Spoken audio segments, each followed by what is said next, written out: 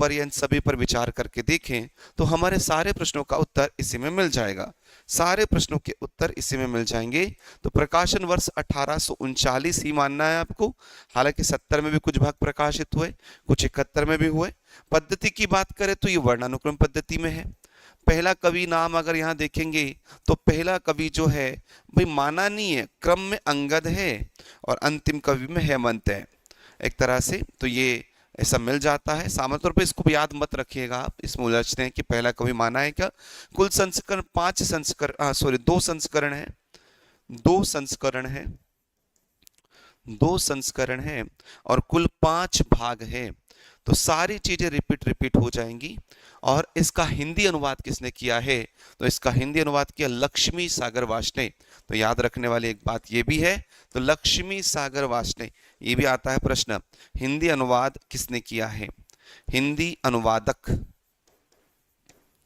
लक्ष्मी सागर वार्ष्णेय, याद रखिए लक्ष्मी सागर वार्ष्णेय है, लक्ष्मी सागर वार्ष्णेय है, वार्ष्णेय है, लक्ष्मी सागर वार्ष्णेय। तो ये हो गया आपके सामने।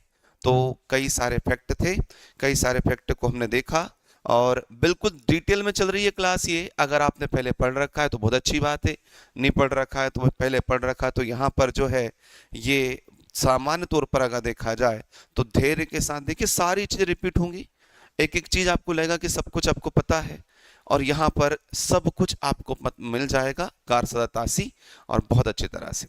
तो चलिए तीसरा प्रश्न है, सच्चे अर्थों में, यह प्रश्न बड़ा ही बेहतरीन बनता है। हिंदी साहित्य का नींव का पत्थर या हिंदी साहित्य का प्रस्तर पूछे तो अलग है। यहां प्रश्न पूछा गया है कि सच्चे अर्थों में, याद रखिए सच्चे अर्थों में हिंदी साहित्य का प्रथम इतिहास ग्रंथ किसे माना जाता है। अब ये प्रश्न बहुत उलझा देता है, कई बार ये चीजें उलझ जाकर रह जाती, किसका क्या आंसर बनेगा। तो सच्चे अर्थों का मतलब कि जिसे वास्तविक तौर पर हिंदी साहित्य का इतिहास माना जा सकता है। अगर मैं यहां बात करूं तो यहां देखिए गार सदता से, इसे तो व्रत संग्रह कहा गया, इसे तो व्रत संग्रह कहा गया, व्रत संग्रह कहा गया, ये तो है नहीं। शिव सिंह सरोज को भी व्रत संग्रह कहा शुक्ल जी ने कि व्रत संग्रह चैत्य संग्रह है। गियर्सन ने जो लिखा था the modern vernacular literature of Hindustan, तो इस ग्रंथ को माना जाता है। आंसर यहां बन जाएगा the modern vernacular literature of Hindustan, literature of Hindustan ये ग्रंथ है। इसका प्रकाशन 1888 में हुआ था, बाद में स्वतंत्र पुस्तककार के रूप में इसका प्रकाशन कर दिया गया 1889 में। अब याद रखिए हिंदी साहित्य के नींव का पत्थर अगर पूछ लिया जाता तो पत्थर होता आचार्य शुक्ल का हिंदी साहित्य का इतिहास। तो आंसर यहां पर हो जाएगा हमारा शी।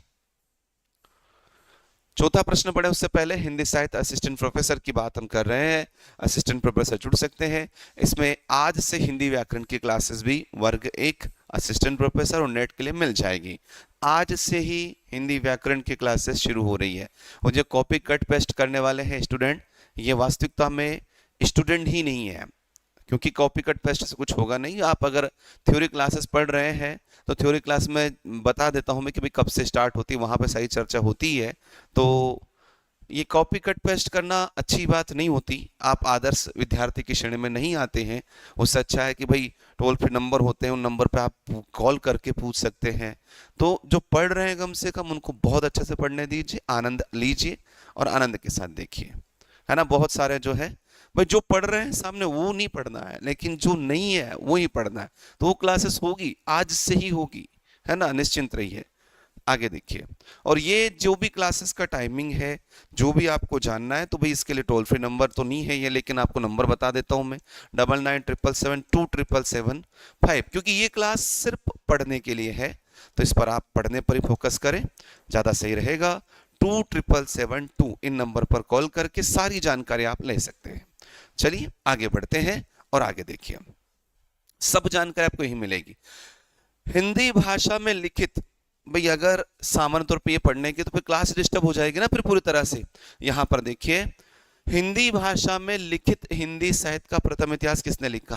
प्रश्न को समझिए, प्रश्न में क्या पूछा है, हिंदी भाषा में लिखित हिंदी, हिंदी भाषा में लिखित हिंदी साहित्य का प्रथम इतिहास, तो 1187। इनने तो फ्रेंच में लिखा था, फ्रेंच भाषा में लिखा। जॉर्ज गियर्सन, ये अंग्रेजी में लिखा, ये अंग्रेजी में लिखा। अब आया ये शुक्ल जी, ये 1929 में लिखा, 1929 में हिंदी में लिखा, और ये 1883 में लिखा है।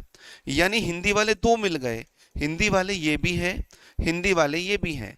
अब दो हिंदी वाले मिल गए तो 1883 में पहले है। लेकिन मैं आपको बता दूं कि अगर यहाँ भाषा काव्य संग्रह वाले महेश दत्त शुक्ल ऑप्शन में होता तो महेश दत्त शुक्ल आंसर होता, लेकिन महेश दत्त शुक्ल विकल्प में है ही नहीं, इसलिए उनको लगाया नहीं जाएगा। ओके, चलिए आगे बढ़ते हैं और आंसर हो जाएगा यहाँ पर D. Pick your preferred investment with